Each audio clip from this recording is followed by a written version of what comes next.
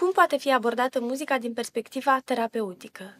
Musicoterapia este tot o formă de psihoterapie cu mențiunea că influențarea în sensul ameliorării simptomelor generate de evenimente traumatice, de sentimente negative generate de psihicul persoanei cu care se lucrează, se produce prin intermediul muzicii.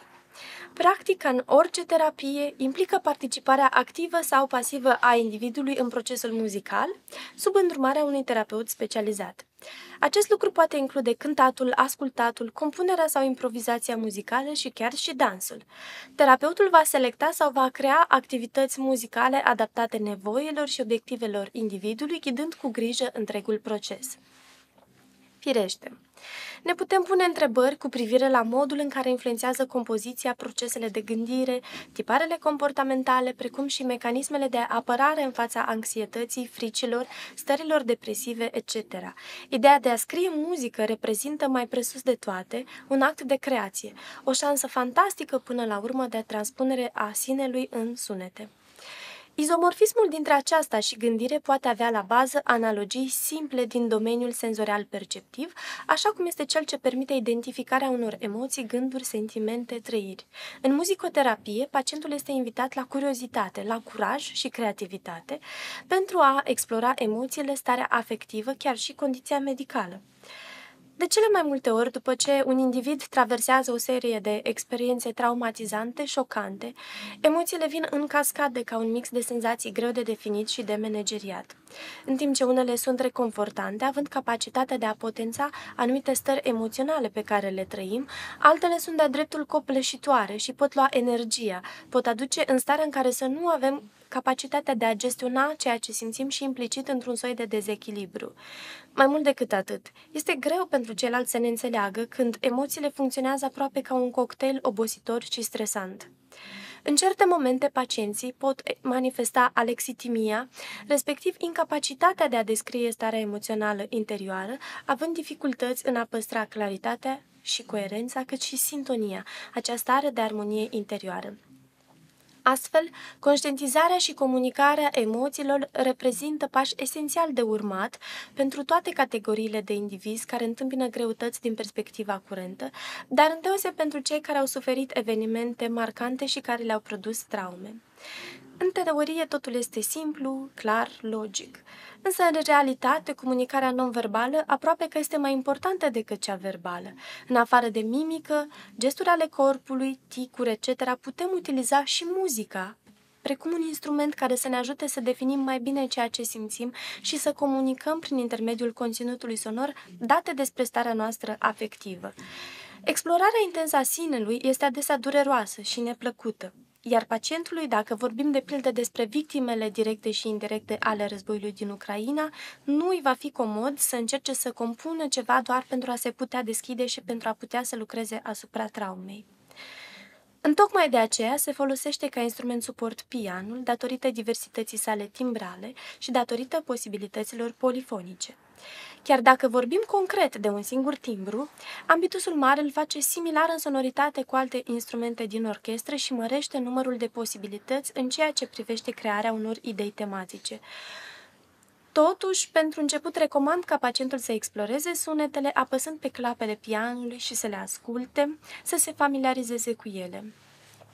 Cele mai grave sună mai puțin clar și stabil datorită numărului mare de armonice,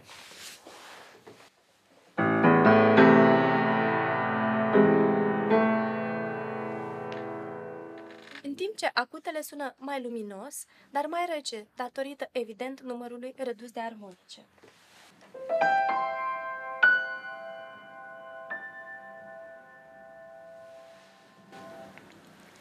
Un alt aspect foarte important îl constituie ritmul. A fost cel mai îndelung studiat datorită accesibilității sale și datorită legăturilor pe care le are cu diferitele bioritmuri ale ascultătorului, în primul rând cele două frecvențe fundamentale, cardiacă și respiratorie. De exemplu, cel mai bine tolerat ritm, concomitent cu o bună cenestezie și având un efect sedativ, este cel corespunzător tempoului andante, cu frecvență egală cu cea a pulsului normal de 72 de bătăi pe minut. La această viteză de redare se poate adăuga un ritm ternar, despre care se consideră ca fiind un generator al stării de echilibru, de siguranță.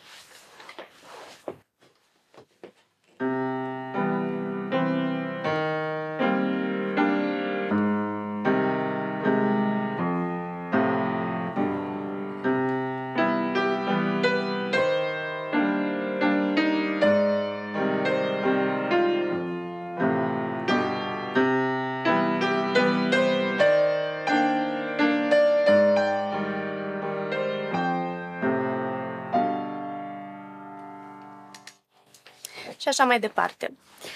După cum am menționat deja, editarea parametrilor sonori este direct responsabilă de orice modificare în spectrul afectiv-comportamental al pacientului în timpul ședinței de meloterapie.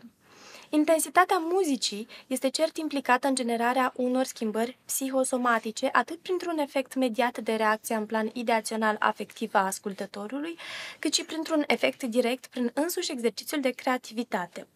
Astfel, se recomandă ca intensitatea să nu depășească 65 de decibeli, deoarece poate atrage o serie de efecte negative asupra sănătății, anxietate și stres care generează cortizol, stare de neliniște și disconfort, da? Împiedicând anumite părți din aparatele și sistemele organismului să funcționeze optim. De asemenea, și timbrurile utilizate în compoziție au o importanță covârșitoare. Instrumentele cu coarde posedă un efect liniștitor, calmant asupra psihicului. Însă, într-adevăr, dacă scritura este plasată în registrul grav, într-o pondere considerabil mare, atunci sonoritatea poate fi un generator de anxietate, cum ar fi, de pildă, în partea 1 din Sinfonia 1 de Gustav Mahler. Referitor la suflători, însă, deși se poate vorbi de efectul sedativ al suflătorilor din lemn, nu pot fi formulate concluzii ferme în acest sens, deoarece pot fi influențate de starea de eustres a pacientului. Chiar dacă timbrurile instrumentelor de suflat din lemn se armonizează bine împreună și sună mai cald și mai echilibrat decât al celor de alamă, percepția afectivă devine cu mult mai subiectivă, ca în cazul cordofonelor, întocmai pentru multiplele interpretări posibile și pentru intensitatea cu mult mai mare.